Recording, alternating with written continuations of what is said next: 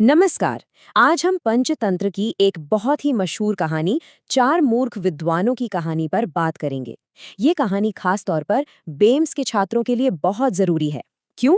क्योंकि ये शास्त्रीय ज्ञान और व्यवहारिक विवेक यानी प्रैक्टिकल विजडम के बीच संतुलन की अहमियत को समझाती है। और ये एक ऐसा सबक है जो हर बनने वाले वैद्य के लिए बहुत जरूरी है। तो ये कहानी एक बड़ा सवाल उठाती है कि आखिर होता क्या है जब किसी के पास इंटेलिजेंस तो हो पर विजडम ना हो। चलिए इस सवाल का जवाब हम उन मूर्ख ब्राह्मणों की कहानी से समझते हैं। ऐसे विद्वान जिनके पास ज्ञान का तो भंडार था पर कॉमन सेंस की भारी कमी थी।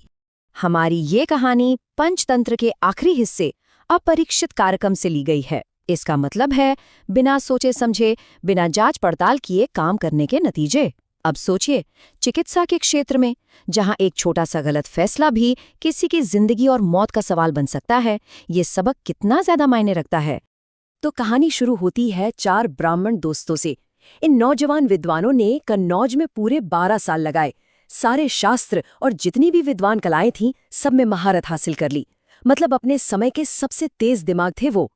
तो अपनी पढ़ाई पूरी करके और गुरुजी से आशीर्वाद लेके वो चारों निकल पड़े दुनिया में अपना ज्ञान आजमाने। लेकिन असली सवाल तो यही था, क्या सिर्फ किताबों में पढ़ा हुआ ज्ञान असल दुनिया की चुनौतियों का सामना करने के लिए काफी होगा? और देखिए, उनकी यात्रा में पहला टेस्ट आने में ज्यादा देर नहीं लगी।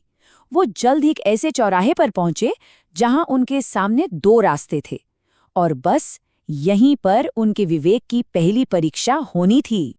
वो अभी सोच ही रहे थे कि किस रास्ते पर जाएं, तभी उनके पास से एक शव यात्रा गुजरी। अब कॉमन सेंस इस्तेमाल करने के बजाय एक विद्वान ने क्या किया? उसने तुरंत अपनी किताबें खोली। उसे पूरा यकीन था कि हर सवाल का जवाब तो शास्त्रों में ही लिखा है। तो उसने एक श्लोक पढ़ा, महाजनो येन गतः सपंथा। इसका मतलब है, जिस रास्ते पे महान लोग चले वही सही रास्ता है। बात तो बिल्कुल सही है, पर उन्होंने महाजन का मतलब निकाला लोगों की एक बड़ी भीड़, और बस यहीं से उनकी पहली गलती की शुरुआत हुई। और फिर क्या था, वो उस भीड़ के पीछे पीछे चल दिए और पहुंचे कहाँ? सीधे शमशान घाट। ये उनकी पहली और सबसे बड़ी गलती को दिखाता है।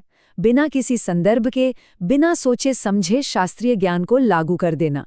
ये बिल्कुल वैसा ही है जैसे कोई वैद्य सिर्फ किताब में लिखे लक्षणों का इलाज कर रहा हो, असली मरीज को देख ही ना रहा हो। इस पहली गलती ने गलतियों की एक पूरी लाइन लगा दी। एक के बाद एक अजीब फैसले लिए जाने लगे। क्या ये विद्वान कभी अपनी गलती से कुछ सीखेंगे? चलिए आगे देखते हैं। तो शमशान घाट पर उनकी मुलाकात एक गधे से हुई, और एक बार फिर जवाब के लिए उन्होंने क्या किया? अपने भरोसेमंद किताबों को खोला। उन्हें एक श्लोक मिला, राजद्वारे श्मशाने च यस्तिष्ठति स बांधवः। यानी जो राज दरबार में या श्मशान घाट पर आपके साथ खड़ा हो वही सच्चा दोस्त है। अब इस श्लोक का अक्षरशः मतलब निकालकर उन्होंने उस गधे को ही अपना रिश्तेदार घोषित कर दिया। उसे गले लगाया, उसके पैर धोए, जो उनके विवेक की कमी का एक और सबूत था। उनकी मूर्खता का सिलसिला यही नहीं रुका। आगे उन्हें एक तेजी से चलता हुआ ऊंट दिखा। और हाँ, बिल्कुल सही सोचा आपने, एक और विद्वान को एक और काम का श्लोक मिल गया। धर्म की गति तीव्र होती है। बस उन्होंने मान लिया कि ये ऊंट तो साक्षात धर्म का ही रूप है, और फिर उन्होंने अपने नए दोस्त उस गधे को उस ऊंट से बांध दिया। उनकी सोच ये थी कि वो दोस्ती को धर्म से जोड़ रहे हैं। अब आप अंदाजा लगा ही सकते हैं कि इसका नतीजा क्या हुआ होगा। पूरी तरह से गड़बड़ झाला। लेकिन उनकी गलतियों का सबसे दुखद, सबसे भयानक नतीजा एक नदी के किनारे देखने को मिला। एक विद्वान ने एक पत्ते पर बैठकर नदी पार करने की कोशिश की, और जाहिर है वो बहने लगा। ये देखकर दूसरे विद्वान को एक श्लोक याद आया, एक बुद्धिमान व्यक्ति बाकी को बचाने के लिए आधा छोड़ देता है।